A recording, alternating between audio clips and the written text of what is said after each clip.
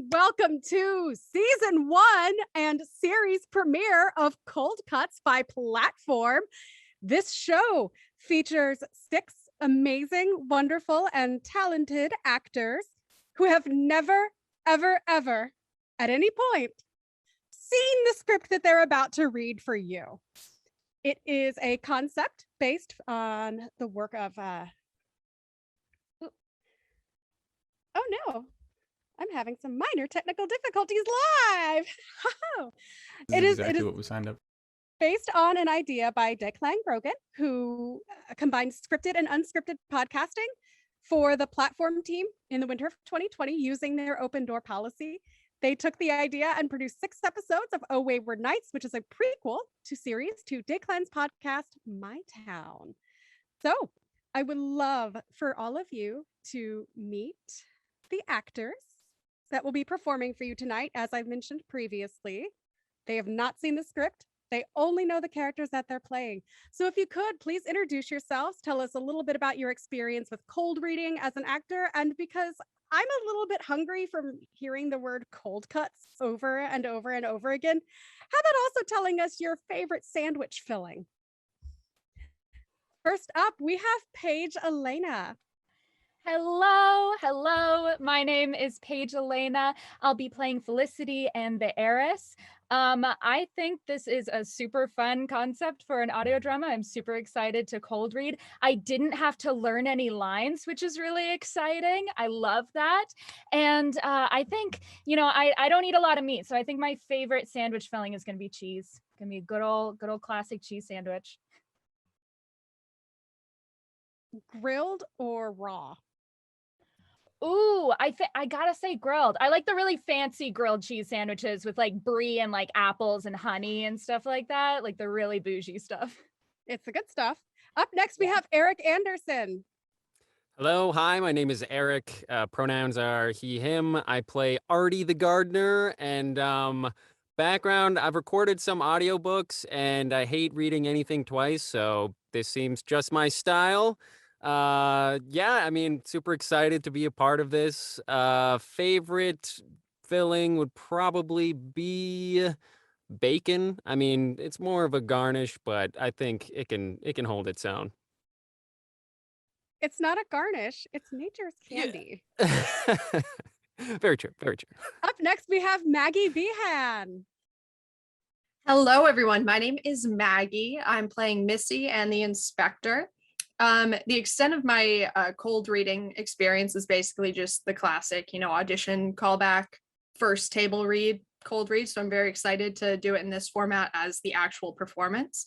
And to answer the cold cut question, I'm also a little bit more of a cheese person than a meat person, but I'll give you both answers. If we're looking at cold cuts of meat, I'm going to go with prosciutto probably. And if we're going for cheese, probably a tie between Parmesan and Brie. They're both top notch, can't beat them. So your favorite sandwich is actually a charcuterie board. Yes. That's what I'm hearing here. But don't forget Good the bread. taste. Oh, never. That no, I'm scandalized that you would even think that I would. I just wanted to make sure we're all on the same page. We are. Up next, we have Emery Chase. Hi, I'm Emery. I will be playing Irene and the house guest. I also have a lot of experience with cold reading through theater auditions and script reads and stuff like that. I also cold read probably a fair bit of my voiceover auditions just because I don't want to do it a second time if the first time was good enough. As far as sandwiches go, most often I eat tuna sandwiches, but as far as favorites go, I'll eat anything as long as you add avocado to it. I love avocado. It's a good sandwich topping. It really It's is. good, but it's hard because then your sandwich has such a short lifespan. True. But if you're making a fantastic sandwich, why would you just let it sit? Because I don't want to cook tomorrow. I cooked today. I don't want to cook tomorrow. Fair point. I need the sandwich to go 2 days. Up next, we have Kevin Helger. Hi, I'm Kevin Hauger, he, him. I'll be playing John and the Doctor. Experience with cold reads is pretty much just like table reads. Lots of those, so it's not quite the same. Sandwich fillings, I love salami. but the thing that I put on every sandwich is just mustard. Put it on pretty much no matter what. I just like to smell like a guy who just ate a sandwich all day. Whole grain or no grain?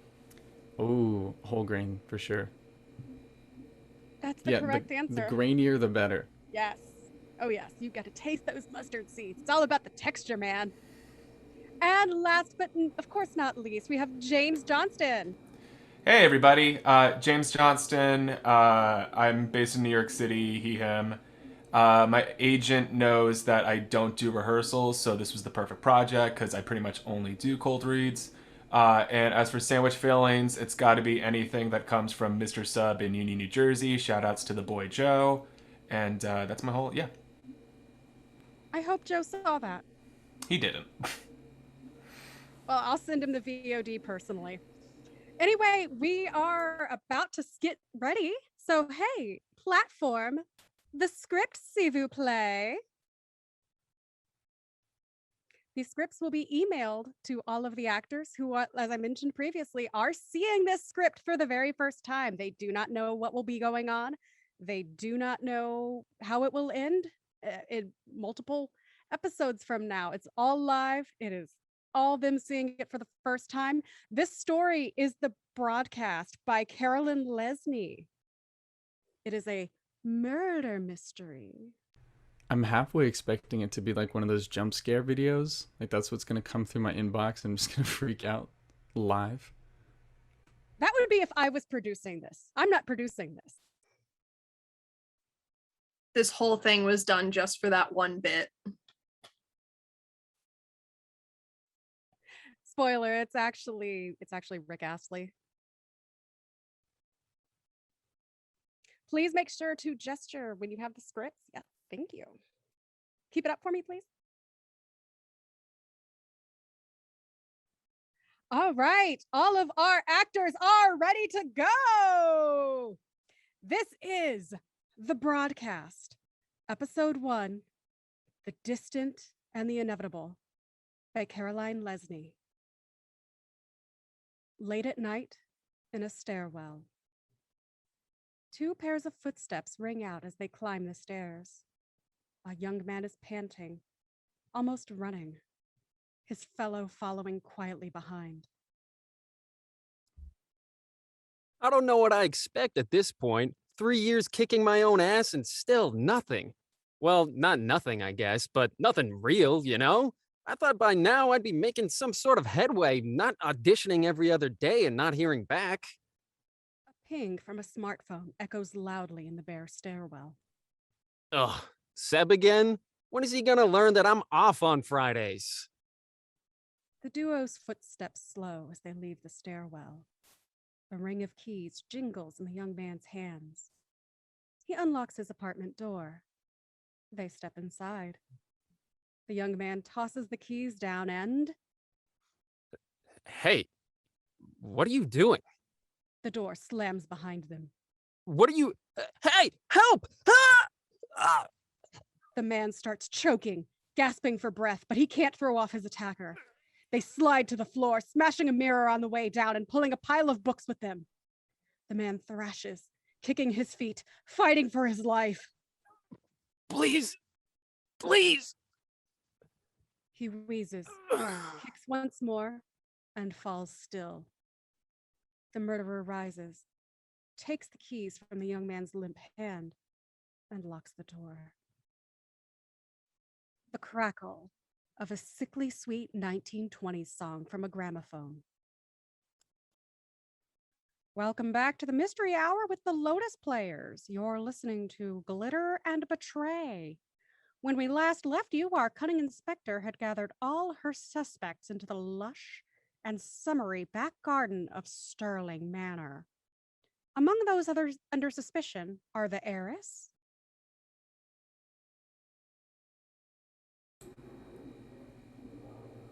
He was a brilliant man, my father. the suitor, Just down the road, Morton House. the doctor, 2nd Volunteer Infantry. It's where I met Westwood. the house guest, How absolutely marvelous. and the gardener. I ain't got time for you now, and I won't have time for you later. Will the inspector discover who done it before it's too late? Let's listen in. Birds are singing and bees are buzzing around the patio of the sprawling gardens at Sterling Manor.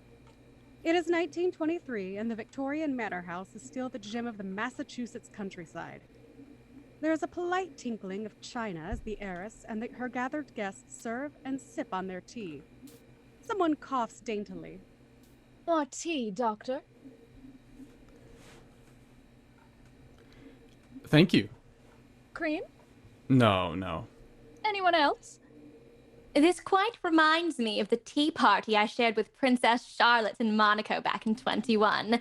Though, of course, then we were served raw fish and citrus slices. Can you imagine? That's what they made of this little tradition.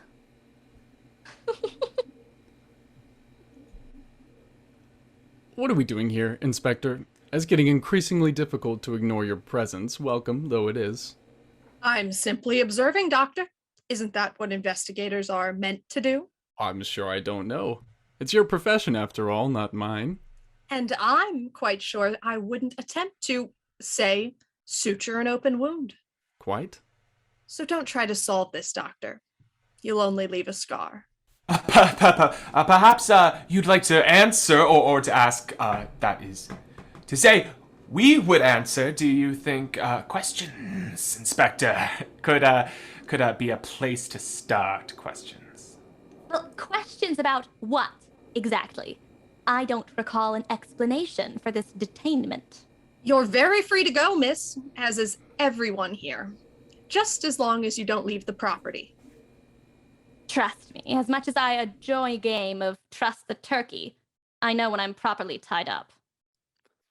Look, Inspector, I'm sure everyone else is very happy to sit here and talk about the weather or whatever it is they usually do, but I'm on the job, so if you don't have anything to say, I'm back to work. His chair scrapes angrily back on the pavement. Now wait just a moment. Inspector, perhaps you and I could discuss this in private. Now stop it right there. No one's going anywhere. To make short work of things, I'm investigating a murder case. A murder case? How could a murder case possibly involve the residents of Sterling Manor? Well, for starts, it happened here. The crash of shattering china as the house guest lets her teacup fall to the ground. No one is laughing anymore. Here? I'm investigating the murder, Miss Westwood, of your father. No!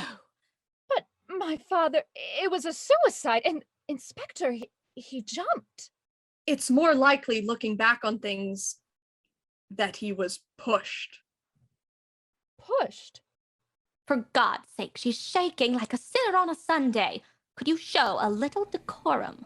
Respectfully, miss, this is a murder investigation, not church. Can I get you a cup of tea, Miss Westwood? Something a bit stiffer. Careful there. You're in the presence of a police officer. Surely, Inspector, under the circumstances. I'm all right. Really, I need to sit down for a moment. Please. Suitor clears away the tea tray noisily to make room for the heiress. She sits down in a swath of lace on the chair. But murder, Inspector? Surely not. You think that one of us did it? Well, of course she doesn't. That would be absurd. Wouldn't it, Inspector? Inspector? I would urge you all, if you know anything, not to hold it back. I would be remiss if I did not impart how very serious this is. Forgive me, but I'm finding all of this very hard to believe. How could anyone have wanted the old boy dead? Everyone loved Westwood, exalted him even. That may be so. Still, we believe his death involved foul play. Oh. Why, Inspector? Why would anyone want to kill my father? I don't know why, Miss Westwood. That's what I'm here to find out. But you deserve to know the circumstances, so here's what I know so far. Yesterday, in the police station, a file is slapped noisily onto the inspector's desk. Here's what we know so far. Take a look and let me know what questions you got. This is practically nothing. Hey, no shit, Sherlock. That's your job. Well, it'd be a little easier with a Watson. Spread too thin, kids. Spread too thin. You gonna read that thing or keep staring at the back cover? He pours a cup of coffee as the inspector flips through the very few pages. She sighs, running a finger down the page. Cause of death, suicide. Found dead at the foot of his house by his daughter. Christ. When she rose early for breakfast. Appears to have jumped from the open window of his 4th-story personal study. But this looks routine. Head trauma, exposure. Oh. Mm-hmm. Well, that's interesting. I'll have to ask. Drugs or alcohol at the scene? Only the barbiturates, and he's been taking those for years. High blood pressure. So these figures are consistent with what? A push? That's what the experts say.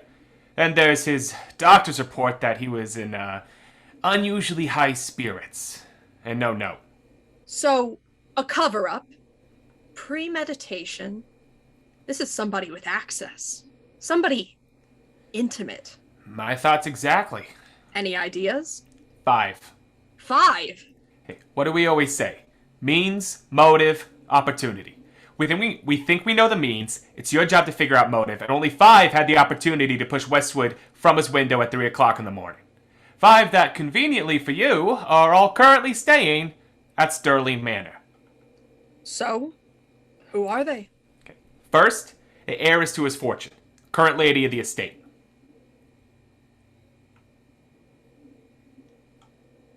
He was a brilliant man, my father. There's a young man from nearby. Just down the road, actually. You know, Morton House. Looking to form, how should I say it? Family alliance. A big white one. Yeah, exactly. Then there's the family doctor. 2nd Volunteer Infantry. It's where I met Westwood. He's an old family friend, according to the photo albums. Military buddy. Same story for their current house guest. How absolutely marvelous.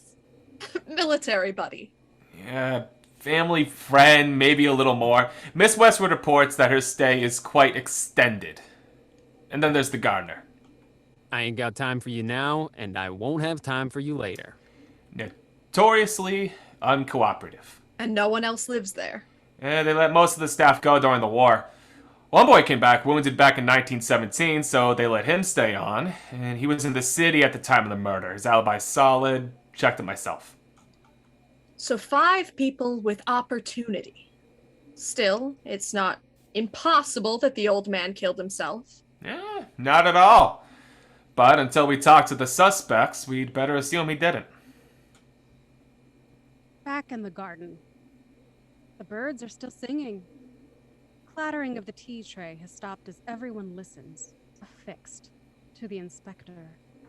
It's not as straightforward as we thought. The post-mortem indicates Mr. Westwood landed head first. Both his injuries and the angle his body was found at suggest he didn't leave that balcony willingly. Couldn't... well, pardon me, but couldn't he simply have fallen like that when he jumped? When's the last time you heard of someone suicidal doing a swan dive?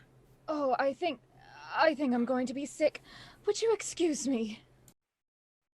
Scraping of the patio furniture as the heiress rises unsteadily and clips quickly away into the house. How ghastly.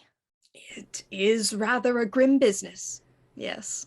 Now, hold on, Inspector What's-Your-Face. Let me get this straight. We're all suspects here for the murder, even if we had nothing to do with it. Well, you all had something to do with Westwood, even if it was only cutting his grass. But you can't be serious. You mean we all... Of course she's serious. Look at her. You think they send inspectors places without a reasonable cause? Well, I'm not talking no matter what you want to know. I don't want to be next. How can you even say that? There's a murderer running around, and you think we're not in danger? Which is exactly the reason I need cooperation. The faster we figure out what went on here on Saturday night, the safer you all will be. Then go right ahead, I say. Of course, we'll cooperate, Inspector. Would you like to get started? In the manor's main foyer, the heiress shuts the garden door behind her, stifling a sob. She takes a steadying breath, clears her throat, and shakes her head to clear it. Her jewelry jingles. A sudden violent ring from the front doorbell. Lionel, the tight-lipped, quietly handsome houseboy, races past her and swings the heavy front door open. Gravel shifts in the front drive as Lionel steps out. Yes, all right, thank you. Lionel comes back in and the door swings shut. It echoes down the hall as he comes back toward the heiress. What A is telegram. it? What is it, Lionel? A telegram for you, miss. He hands her the telegram and she sniffs gratefully. Can I get you anything else, miss? No. You can go. Thank you. He starts away. Then his footsteps slow and he turns back. You all right, Miss Westwood? Yes. Thank you, Lionel. Miss. He heads off. The heiress rips open the telegram impatiently, discarding the tattered envelope onto the hardwood below. Tut tut and Inspector, stop. Now you've made me mad. Stop. Stay away from the police or else. Stop. The distant and the impossible become inevitable. Stop. I'll be watching you. Stop. The paper quivers, her hand shaking around it uncontrollably. Oh, God. She drops into a love seat, and the telegram falls at her feet. The house guest comes in from the garden with a gust of jasmine breeze, her high heels clipping on the hardwood. Darling, oh dearest, don't worry. She falls into the love seat with a poof and draws the heiress close to her beaded chest. Don't let that police officer out there frighten you. I'm sure this is all a big misunderstanding. No. Let's have a drink while she's not around, and then we can get to the bottom of this. No. There was a telegram. The house guest retrieves it from the floor and reads the message quickly. Well, gee, that doesn't sound good, does it? No, it doesn't. What a terrible idea of a joke. You think a joke? You don't think it's real? It can't be. It just can't. Hold! We are flung out of the world of the murder mystery and into a contemporary apartment doubling as a recording studio. A couple of voice actors come out of character. Hey, could we hold, please? Thanks. Jesus fucking Christ, Sebastian. Can't we get through one run of this thing without a lecture? Here they go again. Just wait it out. It's not worth it to fight. Okay, would you watch your mouth, Missy? My kids are in the next room. If we could afford a real recording studio, they wouldn't be. Just chill out and take a Midol or something. Oh, fuck you! Okay, it's been a long night. Let's just get this finished with and we can all go home. Please, God. Thanks, John. No worries.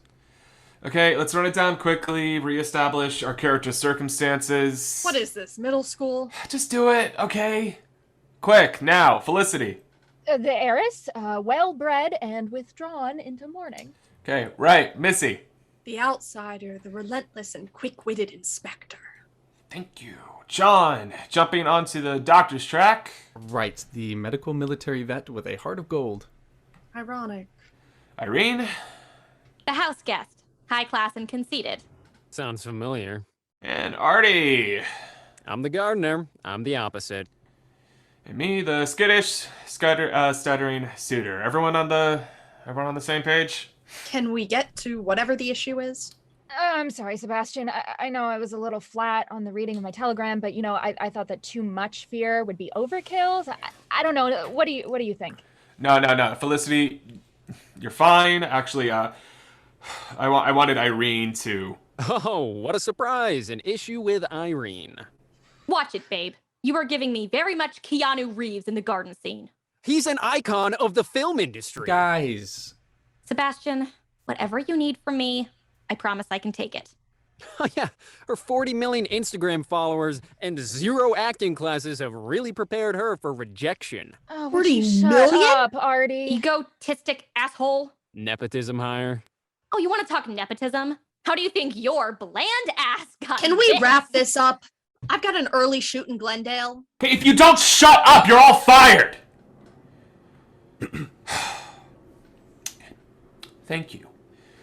Look, I know this isn't Lionsgate, but I still appreciate a little professionalism. Sure thing, boss. Thank you, Missy. Okay, you know what? Let's just take time. Okay, I need a drink. On Sebastian's tiny balcony, Felicity leans over the cold metal barrier and into the Los Angeles evening. Cars drift by below. Crickets chirping occasionally from the grass. Felicity's pen is scribbling across a notebook when the back door slides open. A smoke break? John steps out onto the balcony and Felicity snaps her notebook closed. I don't smoke. No, sure, of course. Neither do I. That's good. It is?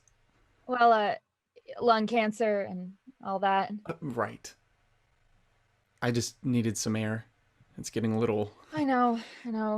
I'm sorry about Artie. He thinks he's right about everything. Sebastian's not any better. And he just keeps asking my opinion. I mean, I wrote the thing, so I wouldn't have to explain it. I don't know. I must not have done a very good job at it. No, you did. John smiles. Felicity leans over the balcony and lets the wind blow her hair back a bit. What are you writing? Oh, nothing. It's not important. Sure it is. Let me see. Oh no, I really don't think you'll. Come on, I love this stuff. Oh, I couldn't. What? You're, a writer. Like a real one. I'm just it's nothing. Maybe some other time, then? Maybe. Hey, can I ask you something? Sure. Why did I get this part? What do you mean? Am I only here because of my brother? What? I mean, I know they're friends, and I'm not stupid enough to think that means nothing, but... Wait. Hold on. Did Artie actually ask Sebastian to give me the part, or was it just, out of obligation, or some It kind wasn't of even pity? Sebastian who wanted you. I was the one who wanted to cast... Oh. I didn't... That's not what I meant. It's just forget about it. It's okay. It's not... You don't understand. Missy pops out onto the balcony with a grin. Uh-oh, it's the cops. Because of my part in the... Fine. All business then, I guess. Sebastian wants you guys back in there. We're coming. Like, now. Okay, Missy. You are so much fun today. Missy goes inside. John turns back to Felicity. Are you all right? Why wouldn't I be? Let's go. Together, they head off the balcony and back inside to the studio. John, thank you. Can you talk some sense into Irene? It's the scene where the house guest comes in. She's just left the rest of us in the garden, and Felicity, the heiress, she's got this telegram, right? And it's obviously quite terrifying. Right. I think John, when he was writing it, and correct me if I'm wrong here, John. I think he intended for a little less gravity from your character. Do you agree? Sure. Right. So let's go back and try it that way, I think.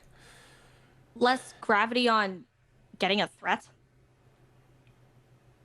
The thing is, I don't know if the house guest, like, fully grasps the seriousness of what's going on. Of the murder. Well, I mean, she's got all these stories and all these travels, right? So it's not that she's naive. I think she's just like a little.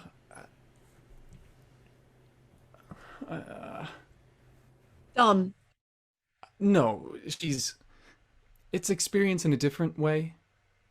I just thought, wouldn't a woman who'd lived through like the First World War get it? Like death and its permanence?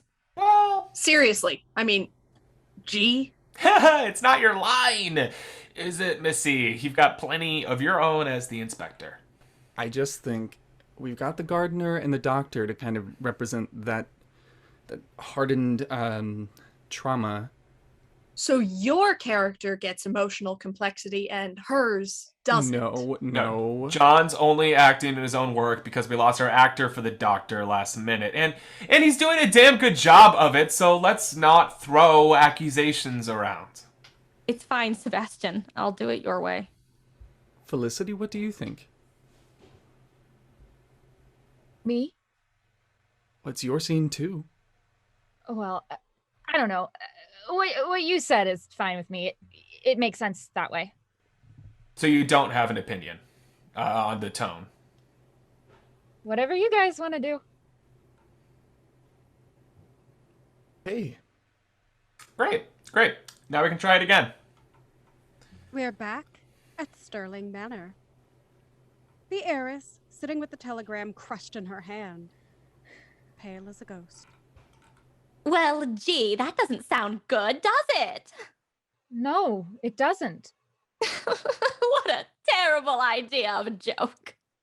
You think a joke? You don't think it's real? Oh, it can't be. Look, I'll get the inspector. That'll show you. She runs down the hall to the back door and swings it open. Birdsong and muted conversation spills in from the garden. Inspector, do you mind? They come inside together and swing the door shut, sending the hallway again into echoing silence. What happened? A telegram. It just came here. She shoves the telegram at her. Someone's excellent idea of a practical joke, I'm sure. I'm not. When did this come, Miss Westwood? Just now, it was practically waiting for me. And who delivered it? What did they look like? I don't know. The houseboy answered the door. Lionel, he lives downstairs. Go get him. We need him to give a description. I'll do it. She hurries down the hall and turns off into the kitchen. This bit about making them mad, that implies that you called me, that you're on to them, or at least suspect them. They don't know I was sent here on my own. We can use that. Lead them on. Make them think they're cornered. It's good, Miss Westwood. It means we're a step ahead. Does it? What does this mean here about the distant and the inevitable? It's Tolstoy, War and Peace. My father was a fan. It was my mother's wedding gift to him. The inspector runs down the hallway, leaning into the room along the way, and at the end, and peering carefully out into the garden. Then she hurries back. Who would send you a telegram like this? A telegram proving that something suspicious is going on when they know the police are involved? I don't know. Someone cocky or else panicking. Someone who knew your father well enough to know his taste in literature, who knows that you would recognize it. Someone who wants you to know that they're getting away with it, who can't bear not to talk despite the considerable danger it puts them in. You know what all that indicates, don't you? No, Inspector. Guilt, Miss Westwood, guilt. Then who is it? Who fits all those parameters? I haven't the slightest. Still, it makes one thing certain. The old man was definitely murdered. A dramatic chord of thrilling music, and we are out of the radio play and inside the elevator. Felicity catches the elevator doors just as they're closing and joins Irene, who smiles when she sees Felicity's face. Going down? Artie's waiting in the lobby. Sorry for him. I better not say anything I'm gonna regret later. How's the screenplay coming? I cannot believe I told you about that. I'm counting on it for my big break. I'm kidding. You already got me this job. That's plenty. Well, you got me through college, and that was a lot more work. Only senior year. What's going on with you today? I don't know what I'm doing here, Irene. I mean, you fit. I must be crazy for thinking I could do this. Everybody who wants to be somebody is a little bit crazy. What do I have to say? I don't have a story. Everybody has a story. Well, not me. The elevator dings and the doors slide open. Felicity, I'll see you tomorrow. On the sidewalk, Felicity and Artie head together toward the car. It's a quiet summer night. No one else is on the street. Their feet scuff the pavement softly. Crickets. A convertible breezing lazily past. We can just hear the ocean. That went well. Yeah, sure. You don't think so? I don't know. I mean, I didn't know what I was doing, like, for 1 second. Nobody does. They teach you all that Stanislavski shit in school, and then you get here, and everybody's just winging it. Hey, Felicity. Felicity stops, but Artie continues to the car. John is jogging down the pavement after them. He catches up, a little out of breath, and rocks awkwardly on his toes. Hey. Hi. You were great tonight. Oh, I don't know. I didn't really do much. I mean, they're your words. Yeah, but they wouldn't sound any good without you. Artie unlocks the car a few yards away with a little beep and climbs inside, slamming his door noisily behind him. Look, about before. No, it's fine, John, really. No, I know. I mean, if you ever want any advice about the writing, I could always...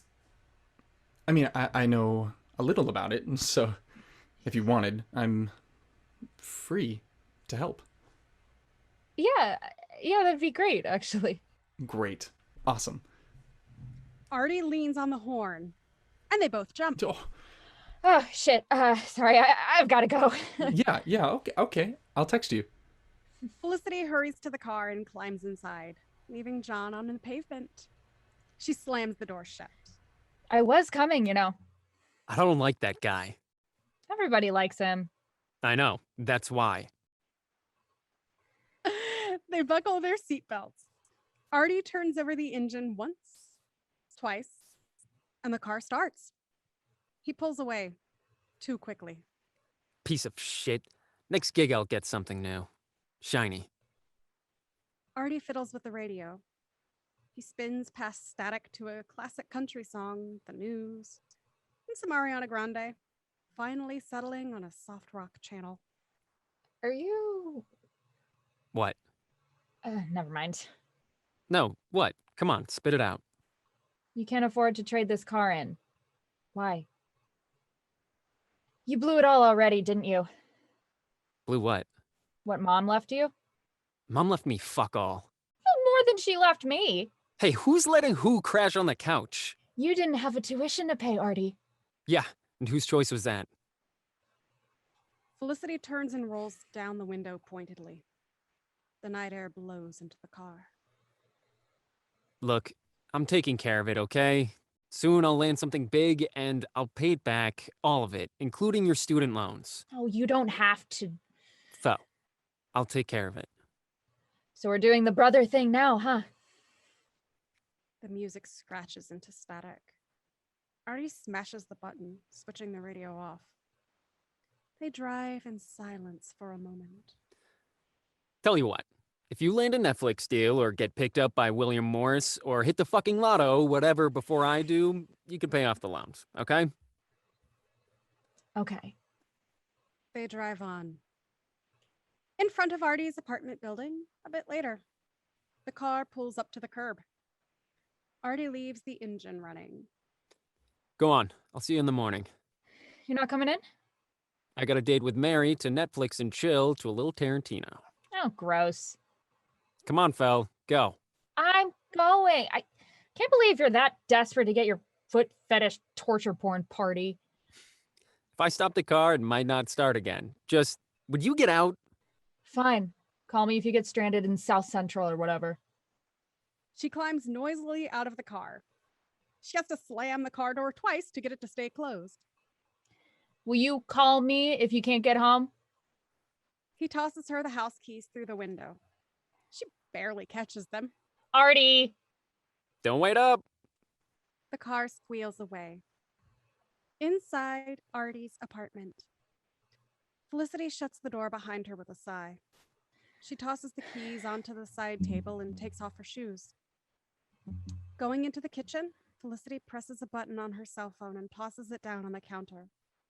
She opens the fridge, the pantry, roots around for something to eat as the old, oft-played voicemail rings out into the empty apartment. Hey, I'm in the car, so don't try to text me back. I know you're failing Gen Chem, but can you pick up some fresh pasta from that Italian place near you for your adoring and dedicated mother on your way home this weekend? And don't worry so much about finals, okay? You're just beginning. The world deserves to hear from you, Felicity. However you make your mark, that's the right way. Okay, see you soon. And oh, could you get me your freaking brother to call me? We've got to take care of that boy, Fel. He's not as tough as he pretends to be. All right, love you. I could really use you right now, Mom. The voicemail tone plays. Felicity takes a breath and shuts the voicemail down. Then she pours a glass of wine. A big one. Felicity pads over to the couch, tucks her feet up, and then her cell phone starts to ring. She sighs and picks it up. Artie? Silence. She puts the wine down. Hello? Artie? You've made them very unhappy, Felicity. Very unhappy. Who is this? I have a message for you, Felicity. Stay away from the project, or else. What project? Who are you? The distant and the impossible become the inevitable. We'll be watching. The line goes dead. End of episode 1. What? Yes, congratulations, everybody. That was beautiful. Wonderful, wonderful job. I'm so proud of each and every one of you. What a note to end on. I know. Right? No. What a voice. I love it. It's Dang very. it. That was good. Nightmares. Nightmares for days. I'm glad it went off. I had no idea what I was going to do for that. I thought I was going to have the voice modulator, so I just was banking on that. And then I didn't. That was great. I'm glad that it was able was to work in sick. the end. It was sick. So I love this. It is a not just a whodunit, but it's a two-dunnit.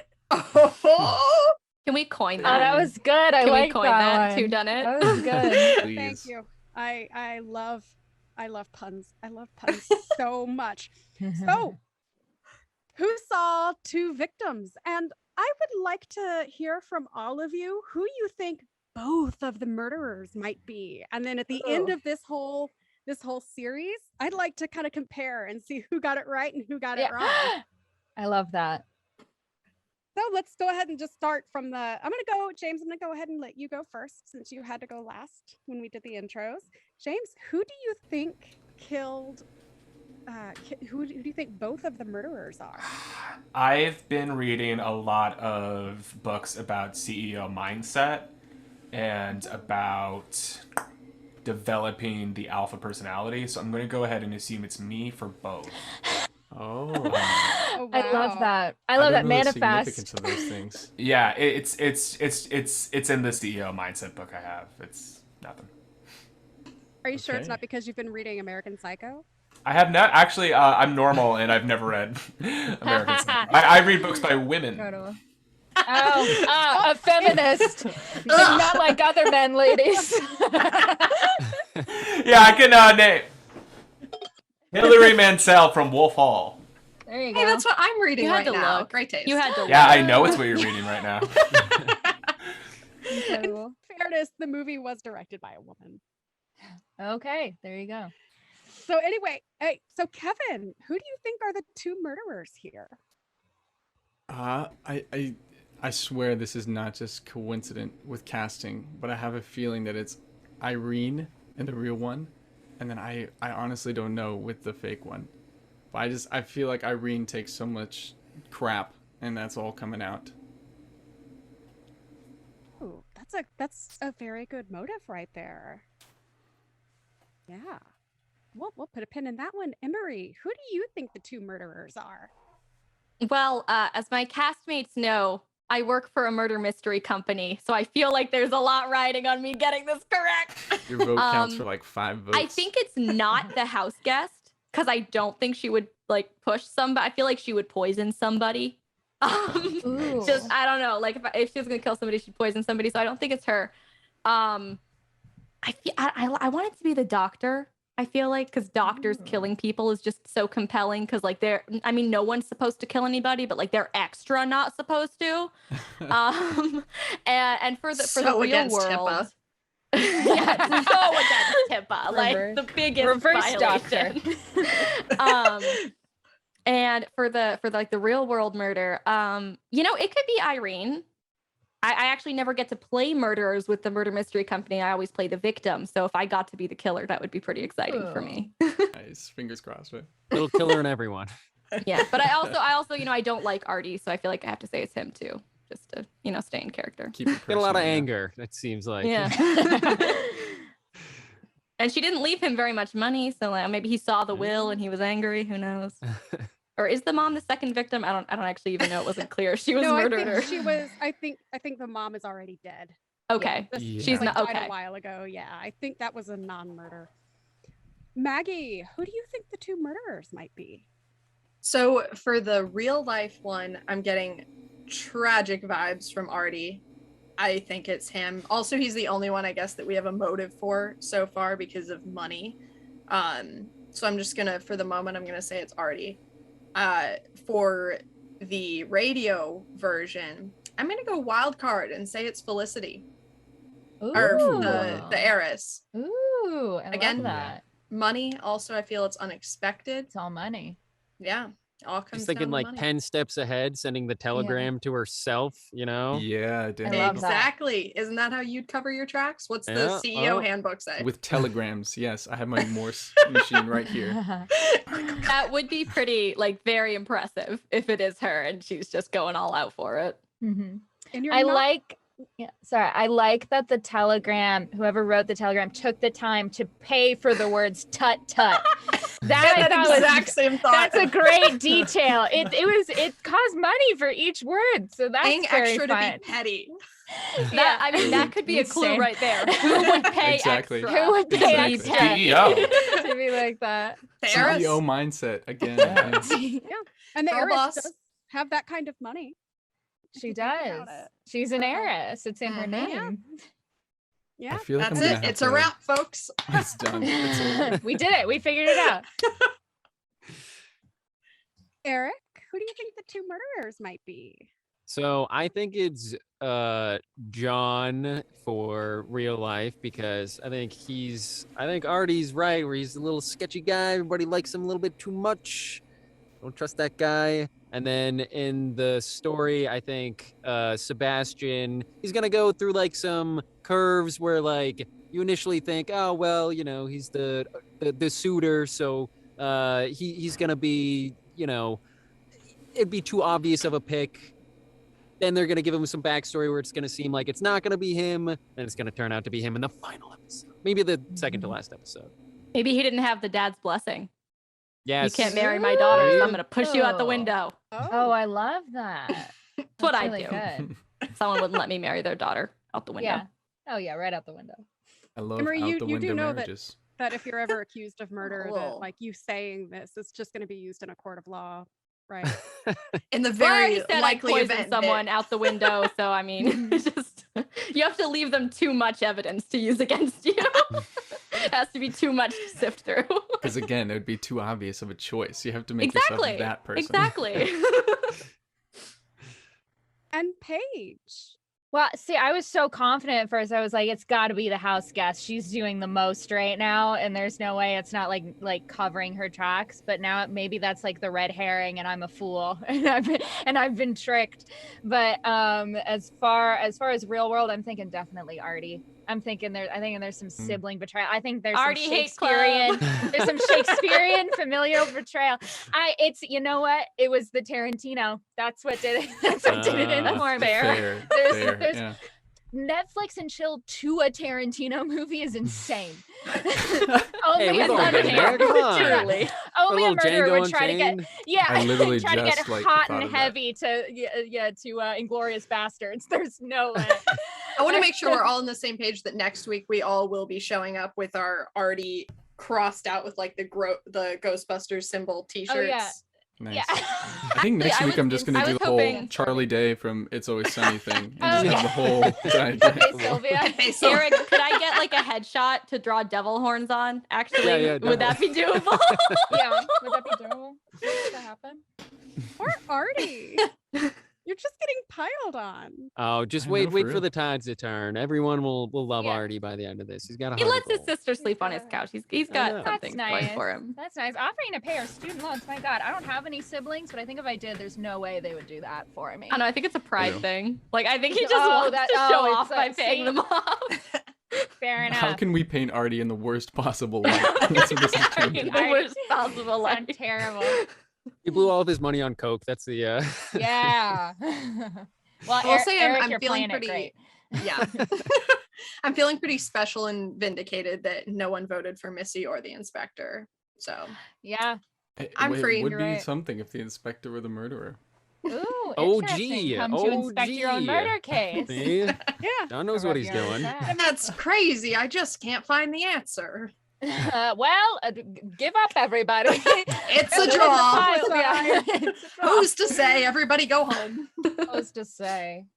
And Paige, who is your in-show murderer? My in show. Oh, okay. See, I didn't have a backup after House Guest. You know what? No one said it. I'm gonna double down. I'm gonna double down on Eric. I think it's the gardener. There we go. Nice. Plot twist. Plot Actually, twist. just It was think the it's gardener. Eric. It's I just think Eric. Eric It's is the just murderer. Eric. There's a third frame of the story. I'm actually There is. rewriting the script as it's no. getting Oh, emailed no. out. Yeah. So just Oh, Is Uh, that keep you guys saying you're in- gonna murder someone? So if, Yeah. if anybody's screen goes dark mid-read, you know exactly Yeah. what happened. Maybe we should cut back on the what we would do if we were in murder thing, because I don't want to get any prosecutors calling me or the This FBI. isn't recorded, right? No, No, we're No, just doing this I in the think it's void. important that a jury of our peers has to watch this whole podcast. I think it's important that we play this whole thing in a court of law at some point. Besides, they'll One way just to get an convict audience. Eric. Like I we've mean, I'm gonna get jury enough case, nullification. we'll They're just gonna pick they're Eric. loving Artie so far. I know it. Well, hey, does anyone have any final thoughts before we sign off for this first ever episode of season 1, series 1? Besides, everyone feels sorry for Art. Well, I feel sorry for Artie. Nobody No, else feels sorry. Artie's for doing Artie. great things. I'm You. telling you right now. Artie's doing Don't great sympathize with things. the enemy. Artie probably secretly like gives puppies to orphans and widows, and he just doesn't brag about Orphans it. can't afford to take On the care of weekend. puppies. He's an animal Oh, it's abuser a now financial too. burden. Oh my god. Thank you, everybody. You are all so talented and wonderful, and I can't wait to see where Caroline's script goes next week. Thank you so much for all of your time. Would love to thank the audience for showing up on, again, season 1 series premiere of Cold Cuts. I hope you're all enjoying sandwiches with as many times as I have said Cold Cuts tonight. We would love to thank the following people. Cold Cuts is based on an original idea by writing producer Declan Grogan. The music, which is so jazzy and wonderful, and all of you are going to get it stuck in your heads at the end of the day because it's stuck in mine. Thank you so much to Vincenzo Torciello. The broadcast is written by Carolyn Lesney. We are going to be doing this every Saturday, subsequent Saturdays, right here on Twitch, starting next week at at 8 p.m. Eastern Standard Time.